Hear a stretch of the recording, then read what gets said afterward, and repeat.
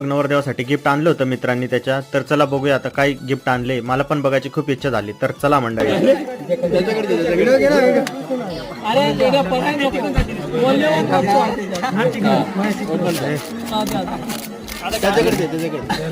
स्टेजवर